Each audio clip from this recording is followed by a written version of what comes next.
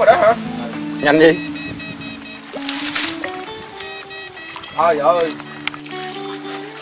Trời ơi. Trời ơi.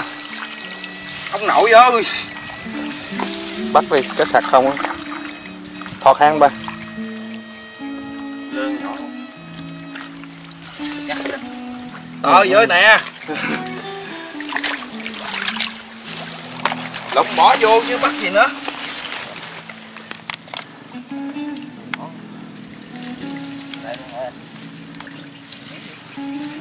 Cái này dầu không đổi kìa. Trời ơi, tôi chỗ một à.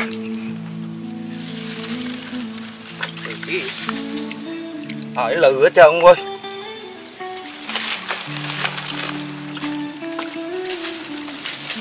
Cái châm, cái bài chầu. Trời ơi, đây lừ chân nè. Nhỏ nhỏ.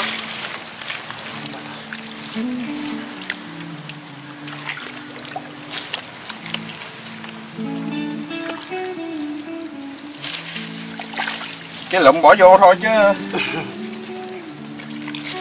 Cái cạn mà. Này nắng hơi cũng nó cũng chết rồi nếu không có mưa.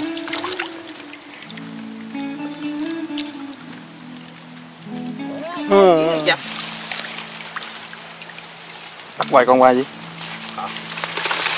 Cái này nó chết chồng luôn. Heo á. Trời ơi. Nó lừ hết trơn ông nội ơi.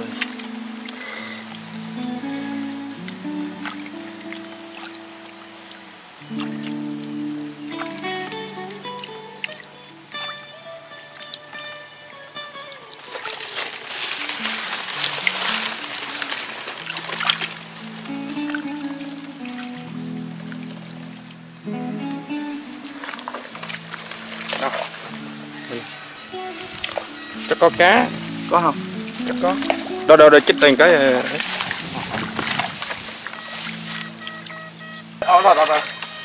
Có phi mạnh dữ à.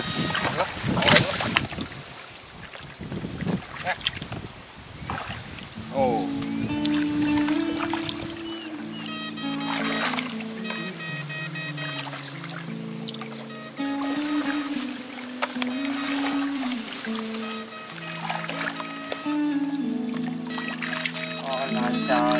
Ếch Ếch hả? Nè. Thấy cá bự thôi. Ôi là trời.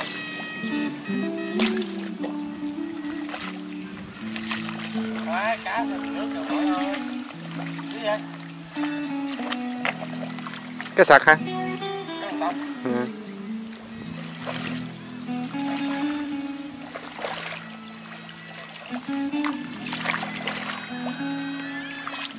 Phi rồi.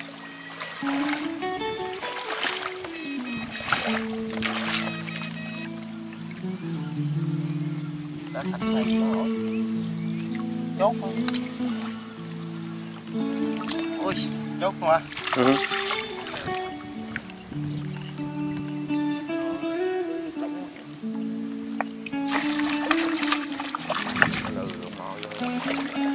Cát một cái thì vô cái tịch. Trời ơi, trời ơi.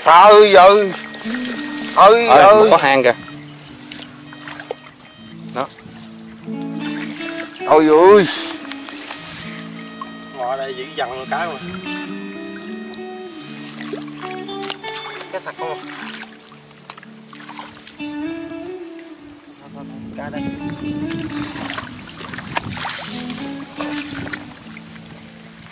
Trời nó nguyên một hang luôn nội ơi. Cái rô không? Nè đổ vô xô đi. Nó gà tới đây luôn. Học gà tới đây luôn kìa. Chính này cho coi.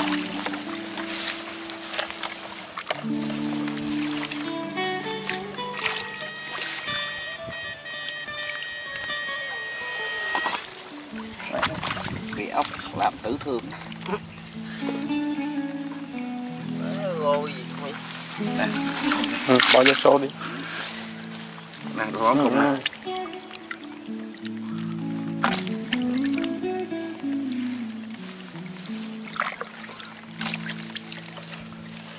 Cái này đắp lại rồi màu á.